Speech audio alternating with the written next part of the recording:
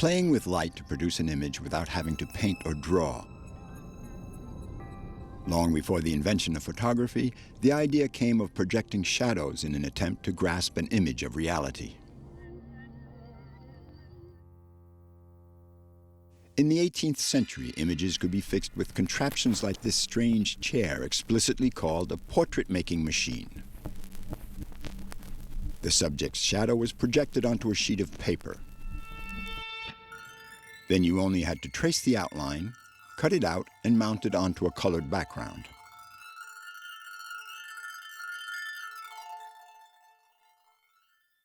Nobles and the middle classes could have their silhouette traced, as they said back then, a fast and cheap way of having one's portrait done.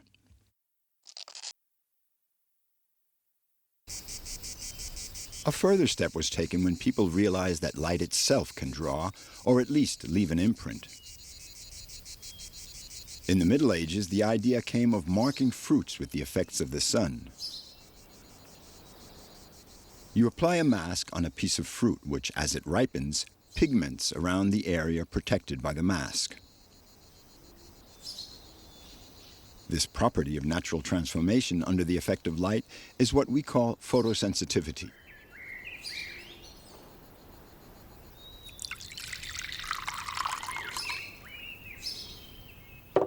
Some chemical compounds, such as silver salts, also react to light and turn dark.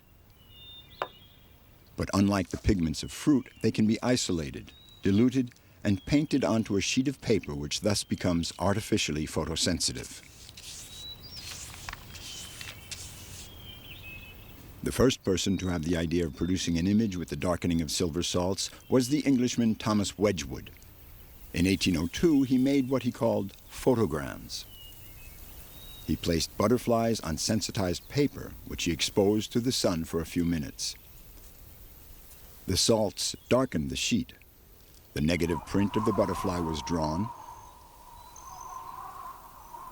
This image obtained by contact is as fleeting as the butterflies themselves, as Wedgwood was unable to halt the process to fix the image. The whole sheet continued to darken. Today, there is no trace of these very first photograms.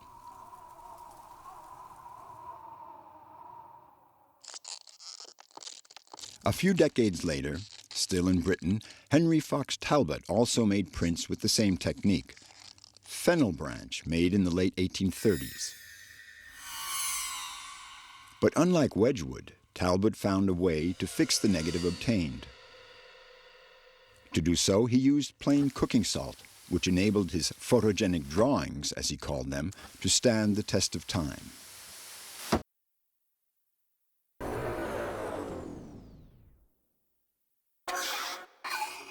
All these processes, by contact, belong to the prehistory of photography. They can only capture an outline, a profile, or a shadow. A new chapter in the history of photography opened when it finally became possible to reproduce reality face-on, with its hollows, its depths, its nuances of light, textures, and materials. This was no longer a print obtained by contact or a traced shadow, but an image captured at distance by an optical instrument known since antiquity, the camera obscura. A subject is placed outside a room or box plunged into darkness, one of the walls of which has a small hole in it. The image appears on the opposite wall, but inversed, upside down. This optical device was used during the Renaissance by painters who were thus able to reproduce by hand faithful transfers of landscapes or architecture. In 1827, a Frenchman, a smart inventor but terrible drawer, Niepce, had the idea of using a portable camera obscura to try to fix on a metal plate, using only light, the view from his bedroom window. "I am at the dawning of a new world," he wrote at the time. Nothing displays better the step taken than this first image, now blurred, but which for the very first time was painted, as Niepce said, spontaneously by nature.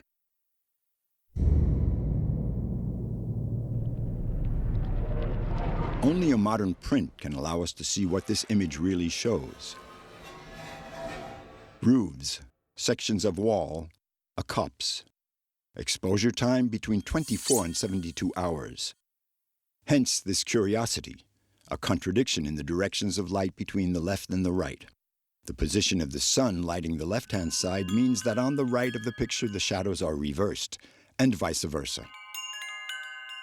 But the exposition time of the plate was so long that light came from every direction at different points, as though projected by several suns at once. So this first representation of reality is in fact totally unreal.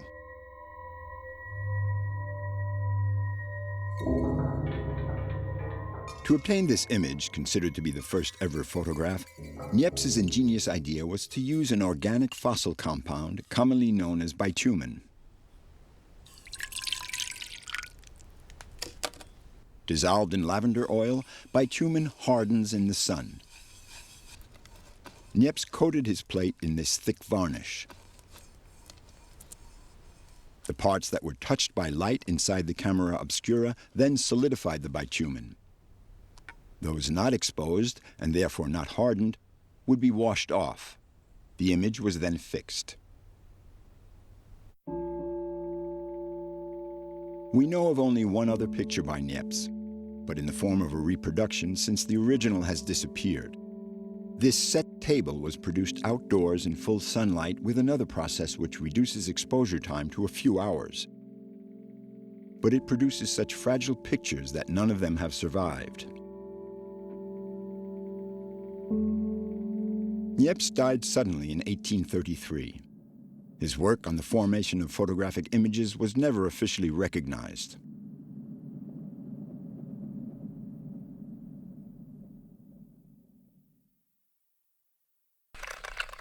Just a few years later, another image brought about a new revolution. This still life, with objects carefully chosen to emphasize the light and a rendering of materials previously never attained. This curiosity shop was one of the first pictures produced by Louis Daguerre, who soon after the death of Niepce, his former partner, discovered by chance, he said, a new process that was much more efficient, which he modestly called the daguerreotype. The images obtained were of an as yet unreached precision and sharpness.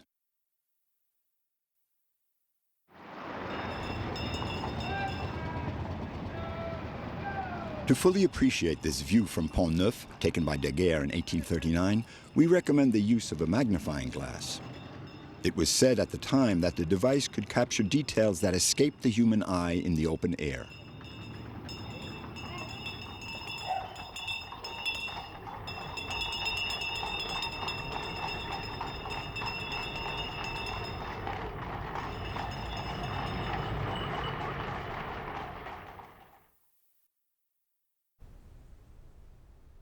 To make a daguerreotype, you need a genuine laboratory with nitrate, mercury, salt, iodine, chlorine, needed for the shot,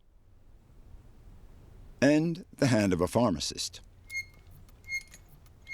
The images are captured on copper plates covered in a layer of silver, then sensitized with iodine vapor. Once exposed in the camera obscura, the plate is developed with mercury vapor. The picture obtained is a positive if you look at it face on. But when you change its orientation slightly, it becomes a negative. Exposure time, which with Niepce was a day in full sunlight, was reduced to a few hours. From the bedroom of his apartment, Daguerre made these two views of the Boulevard du Temple. The first in the morning, and the second at noon, a moment when the boulevard was extremely busy.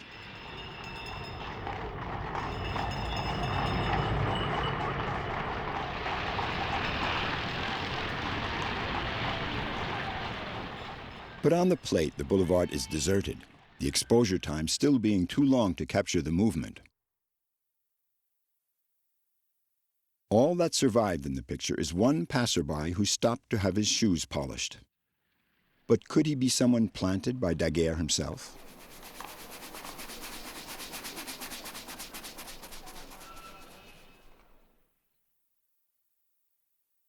The precision of the daguerreotype was more than technical prowess. By producing for the first time a perfectly in-focus picture, photography took another step forward, becoming not only a mechanical reproduction of reality, but also genuine artistic composition. Here, it's not Daguerre's window that determines the framing, but the eye of the artist.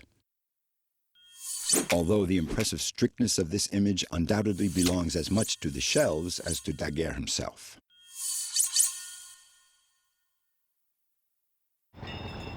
In August 1839, the daguerreotype became a phenomenon of society when its discovery was announced in Parliament. The process was purchased by the French state, a unique case in history. It awarded a lifetime allowance to Daguerre and made it available to all mankind. Caricaturists had a field day. And while the masses flocked to opticians to obtain the equipment needed to become the perfect daguerreotypist, engravers and sketchers faced an uncertain future.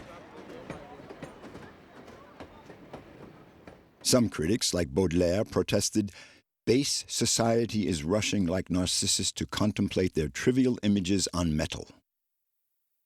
But what was condemned by Baudelaire was exactly what made the daguerreotype such a triumph: the portrait. But to have a picture of yourself, or a likeness as they were called at the time, there was a price to pay: the torture of sitting still for 2 hours in full sunlight.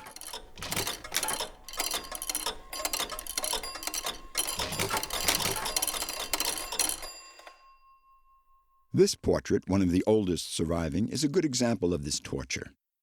The subject's feet are spread to ensure stability. The cane gives him something to lean on, as does the back of the chair.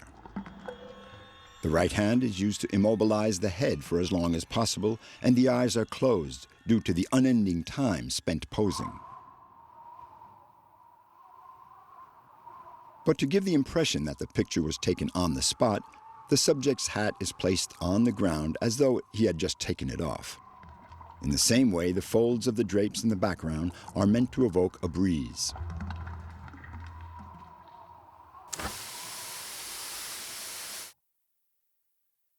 Just a few months later, thanks to the reduction in exposure time to less than 1 hour, the subject could keep his eyes half open and pose at 3/4 turn.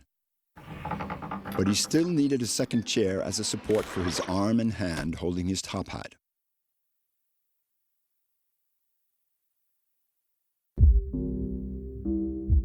Children were rarely subjects in pictures of the time. The time needed to pose was too difficult for them. A successful image depended on keeping your subject still. Here, once again, a chair was used, but part of this girl's body is in focus, while the rest is fairly ghostly.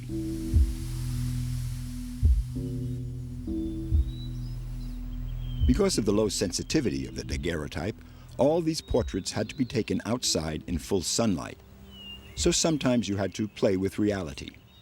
Here, the exterior has been turned into a bourgeois interior thanks to an astute arrangement of props. Only the presence of the shutter to the right gives the game away.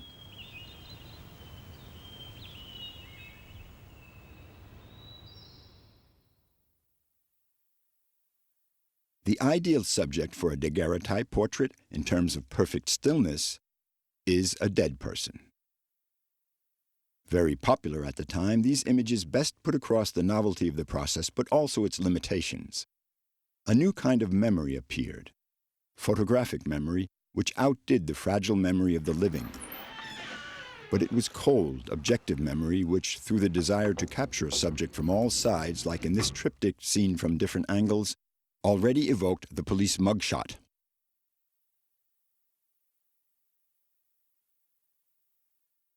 The extreme realism of these images paved the way for the first staged pictures. A ball and chain, a prisoner in jail. Louis Dodier was in fact a servant posing for his master, amateur photographer Humbert de Mollard.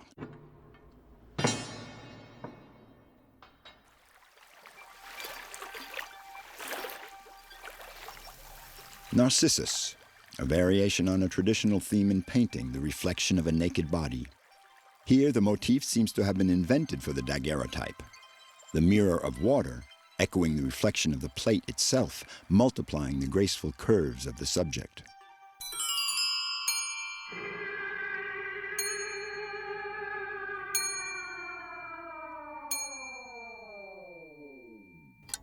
The problem of exposure time remained the main concern of daguerreotypists, and progress was spectacular. In 1841, new accelerating substances brought it down to less than 10 seconds. In 1842, Choislat and Rattel, two of the most inventive daguerreotypists, took this view of Place de la Concorde in under 2 seconds. This is sufficiently fast to capture the passers-by strolling slowly in the foreground, although not fast enough for the masses pouring over the bridge, which looks like a fast-paced military parade.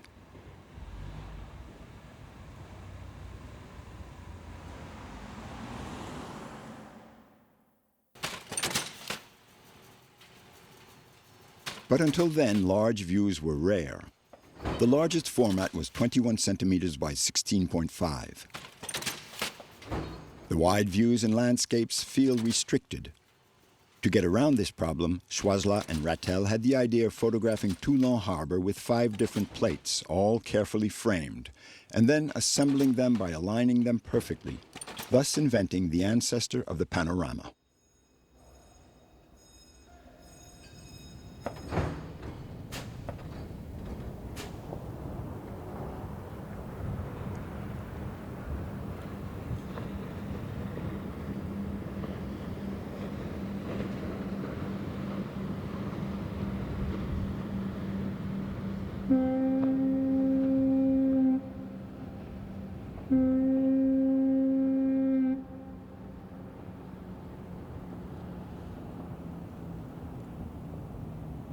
The reactivity of manufacturers in the race for inventiveness were such that a few months later, Martins, an engraver who was a keen photographer, built a bona fide panoramic camera obscura.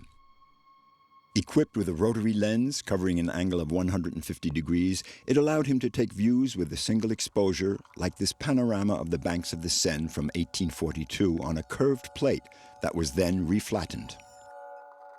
Nothing could stop the development of plate photography, which seemed to have a promising future. But metal is a fragile medium. The slightest contact with the surface produces irremediable scratches and oxidation. Paradoxically, paper is much more resistant. Ordinary writing paper coated with photosensitive substance like that in this laboratory notebook used for tests in 1839 by the French Hippolyte Bayard. Photosensitivity tests, which first show only diversely colored tints, then, as the pages go by, ghostly forms. In the process invented by this humble, self-taught public officer, the paper was sensitized just before the shot. Placed in a camera obscura and then exposed, the paper was then removed and the photographer could watch the positive image appear.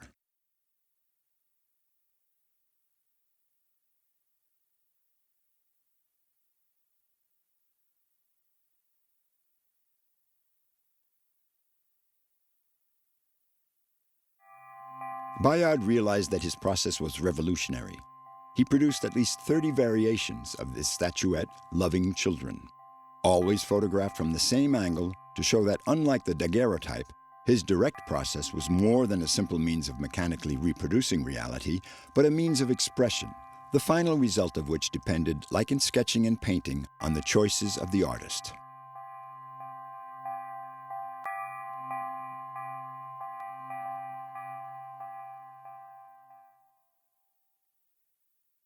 But the intervention of the artist was still much weightier than Bayard would have wished. His process had neither the sharpness nor the precision of the daguerreotype, and he often needed to touch up the details of his views of the Paris rooftops with a pencil.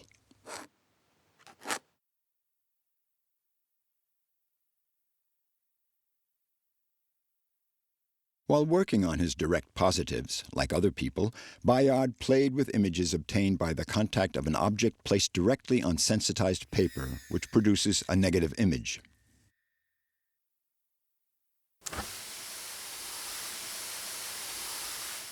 But it was the Englishman Henry Fox Talbot who first had the idea of inserting this negative paper into a camera, exposing it, then placing it on another sensitized sheet of paper, exposing it again, and obtaining a positive through contact.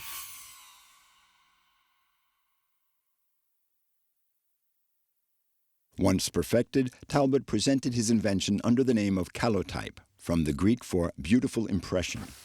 From this point on, it was possible to print several positives from one negative. The photographic picture had become reproducible, like printed matter and engraving, but also modifiable at will. This principle of negative-positive dissociation would become the basis of photography for the next 150 years.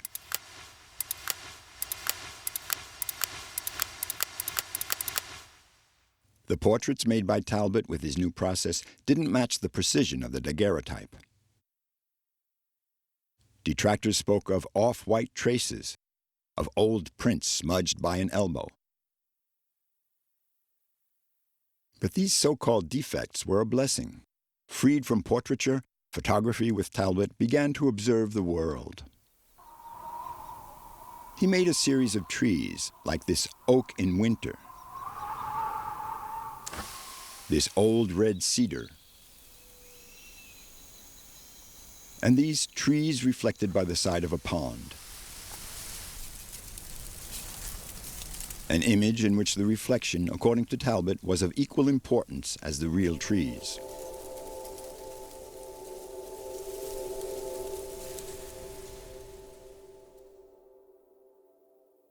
Talbot went much further than photographing views from his window like Daguerre and Niepce. The window itself became the subject through what it shows us, what it hides, and what it suggests.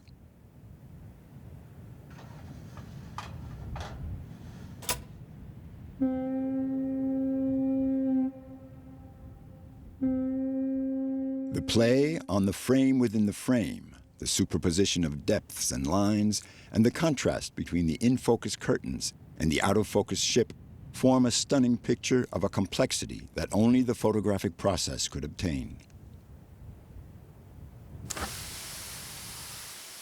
In France, Hippolyte Bayard was one of the first to adopt Talbot's calotype and understand how to put it to good use. In 1842, he photographed his seemingly abandoned garden tools: a cloth left on an empty chair, a straw hat. A hat whose perfect circle depicts both the photographer-gardener and order within disorder. Bayard liked to use this straw hat as a focal point, a structuring feature and a signature. Here it is at Paul's Mill,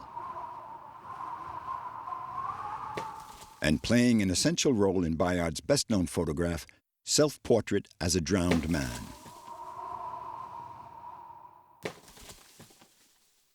Bayard portrayed himself as having committed suicide in despair because Daguerre's process was recognized as being better than his. This was in the early 1840s, an era when the daguerreotype was all-conquering. But this era wouldn't last. From 1850, the processes derived from the calotype would become established in France, marginalizing the daguerreotype. It would survive for subjects for which precision was key, in popular erotic pictures where clear visibility was required, or at the opposite end of the scale, in the total abstraction of scientific imaging. With this solar spectrum from 1844, photography crossed over a new line. While changing how we see things, it also represented a reality that's invisible to the naked eye, which only an invention that changed our relationship with reality could do.